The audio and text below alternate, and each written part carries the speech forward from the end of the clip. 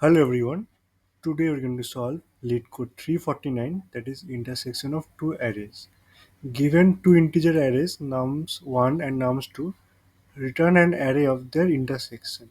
So as you all know, intersection is the common of all sets. That means if there are two sets, intersection of two lists or sets are the common elements that lie between the sets. Okay, so for this example, the intersection would be one is not present in both the arrays. Okay, so one will not be the in the intersection, and two is present in both the arrays. Okay, so two will be in the intersection, and again we find two. As it is already in the intersection, we will not add another two in the intersection, and then we find one again which is not present in both the arrays. Therefore, for this array, for these two inputs, our intersection will be two only. Okay.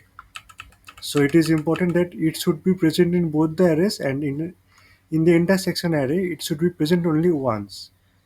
So what we are going to do is we are going to create a hash set for the first set for the first array. So if we create a set of nums1, okay, we will get 1 and 2. Now we create a answer list or array in Python to be first to be empty at first. Now we iterate through the second array. So now 2 is 2 present in this set? Yes, 2 is present in this set. So we add 2 in the set. Now 2 again, is 2 present in the set?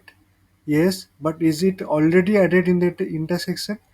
Yes, therefore it did not need any we did not need append to again. Therefore we keep our answer as 2. Now let's take another example. Let's say nums 1 equal to 1, 2, 3, 4. Okay. Now let's take nums 2 equal to 1, 1, 3, and say let's like this. Now what we are doing, we are creating a set of nums 1. Set nums 1 will be 1, 2, 3, 4. Okay. Now we create another answer variable to be empty at first. Now it travels to the second array. Okay, so one is one present in this set? Yes, one is present in this set, so we append one to the to our answer. Now we again encounter one. Is one present in the set? Yes. Is one already added in the answer? Yes, therefore we no need to append one once again.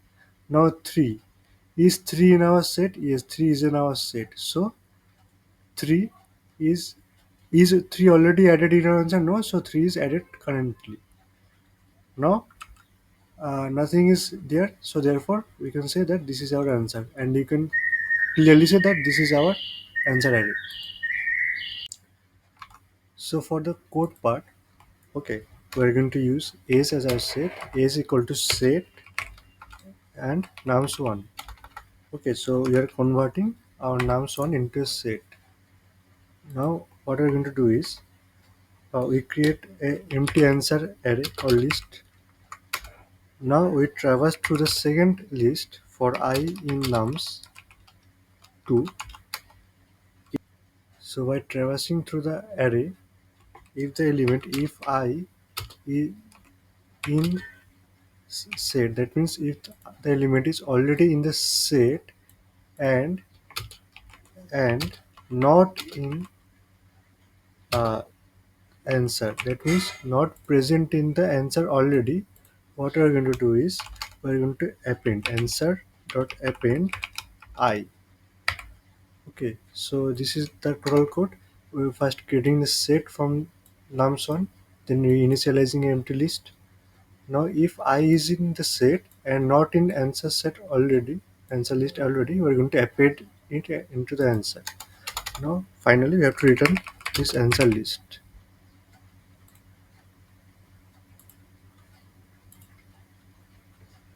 Okay, and I not in.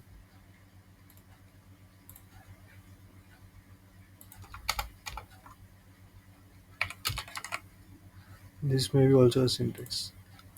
I don't know how that run.